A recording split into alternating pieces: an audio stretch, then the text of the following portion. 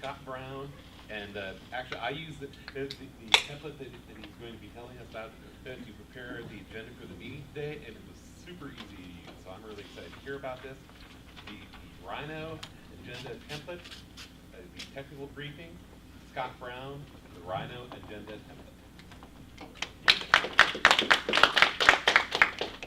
In the beginning, there was nothing.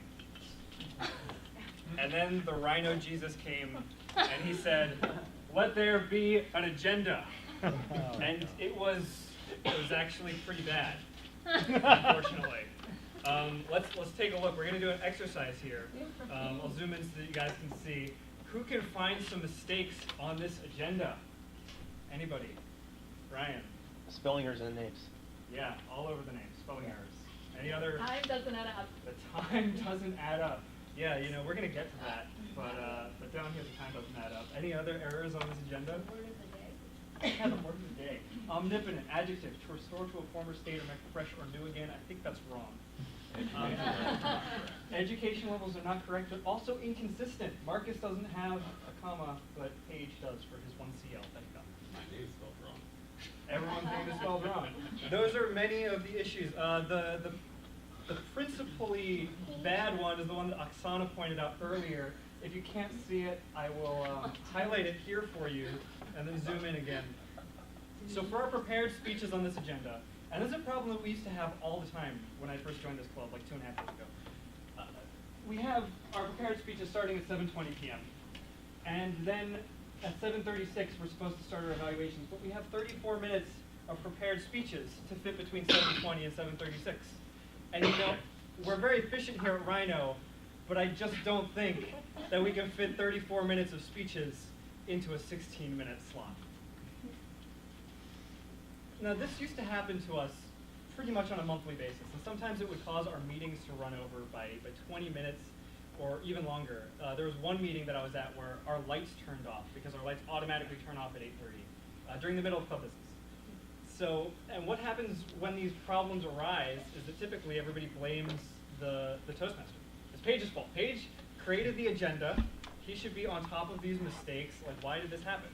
But once it happens to 20 or 30 different people in the club of 40 members, you have to start wondering how many people can you blame for this problem.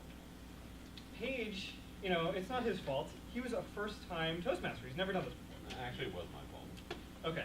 Well, for sake of argument, this was your first time as Toastmaster, and somebody gave him just an Excel spreadsheet and said, make an agenda, and gave him pretty much no direction other than that.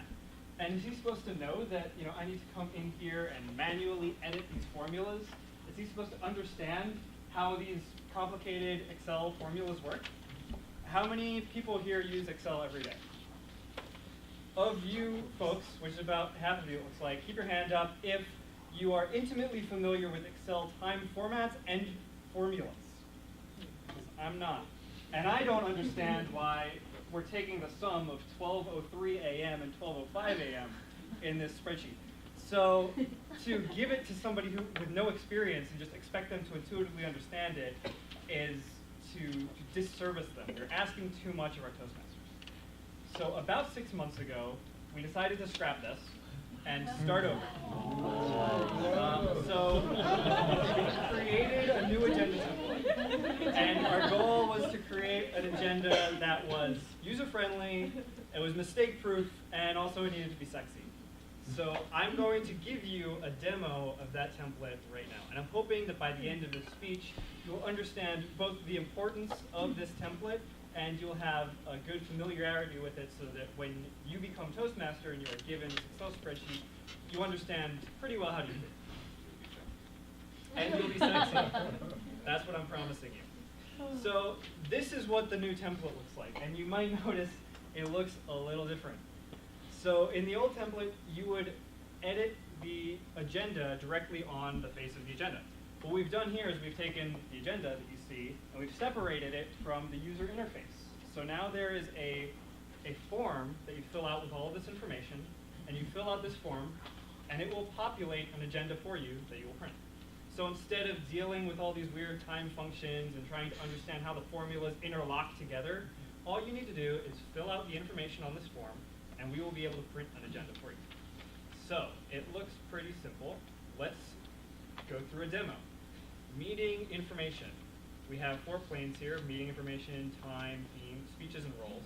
So for meeting information, we're just going to say the theme for this meeting is going to be dystopian future, because that sounds fun. The date will be August 18th, 2154, which is the date of James Cameron's movie Avatar. The word will be imperialism.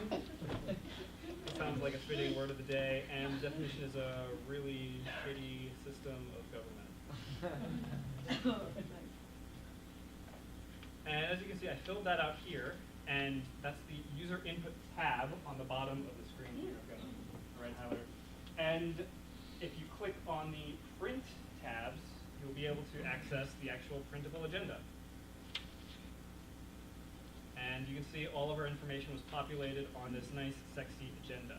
And if we fill in more information, it will populate further down on the agenda. So let's fill in a little bit more information. You'll notice that this speaker cell is highlighted in yellow. And you also notice that when I click on it, there is a little arrow that comes up next to it. If I click on that arrow, it has a drop-down list of all of the members of our club, all of the potential speakers that you could use. So let's say that Oksana wanted to give a speech about the Avatar program. The nice thing about this is that I can't misspell her name. If I try to, it will give me an error message, and it'll tell me you need to select a name from the drop-down list. So it prevents us from misspelling literally everybody's name on the agenda.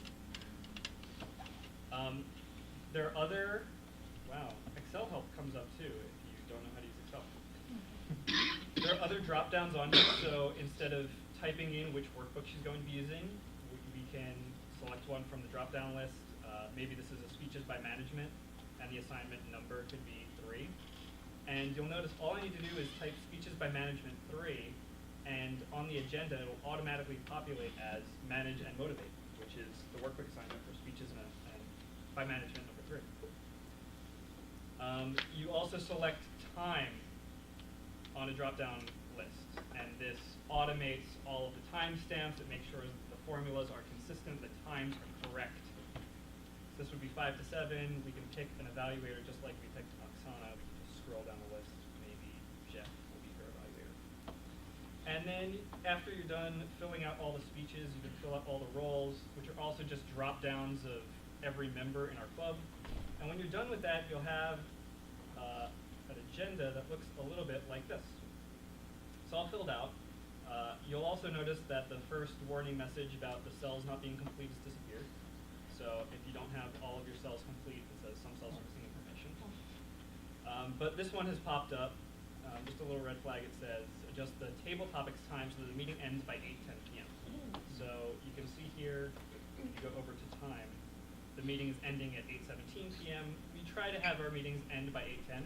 So I'm just going to drop the time for table topics down from 20 minutes to 13. Once you're done with that, you can head over to the print black and white, and you'll notice that your agenda is all populated. All that's left to do now is just hit the File Print button, and you're good to go. There are also 2 different colors that you can print in a sexy Toastmasters blue or a Toastmasters red if you don't like the black and white theme. And for 90% of the agendas that you'll ever create, this is all the information you really need. There's also 2 other tabs down here that are highlighted blue. They're for informational purposes. There's a user manual tab that will explain to you exactly how to use this Excel spreadsheet. So if you ever get lost, just click on the bottom left user manual tab. If you're a first-time Toastmaster, there's also a Toastmaster checklist that outlines everything that you need to do in the week preceding the Tuesday that you are Toastmaster. You know, choose a theme, email members to confirm their roles, obtain the speaker bios, ask the speakers if they're using PowerPoint, etc. All that stuff.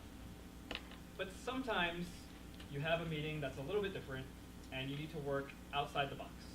Luckily for you, I have built a box around the box so that you can work outside the box while still being in the comfort of the development of cardboard. So, what do I mean? Let's say in this alternate future, Nate is not giving a speech about Tinder, which would be the worst of all possible futures. But let's say that's not happening. Instead, our fourth speaker, is going to be Marcus's daughter. And she's not in the club. So you'll notice that Marcus's daughter does not appear in this drop-down list. What do I do? Well, see these three drop-down items called custom guest. You might notice that you could add a custom guest. So the way that you do that is you go to the drop-downs tab, and all of these drop-downs on the user input tab are populated by cells in this drop-downs tab. So here you'll find the member roster, which generates the list of all of the people that you can select on that user input tab.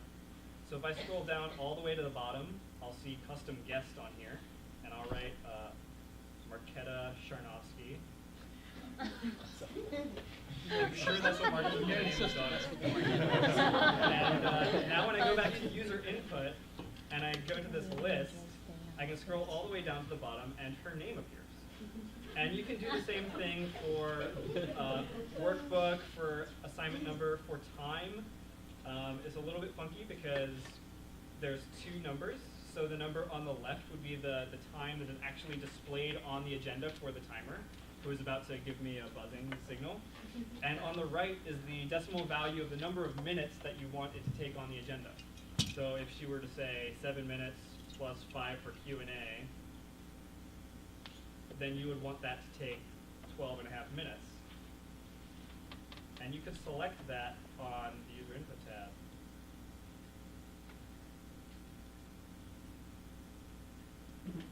And you'll notice that now her speech, it prints out 7 plus 5 for Q&A, and it takes 12 minutes to get there.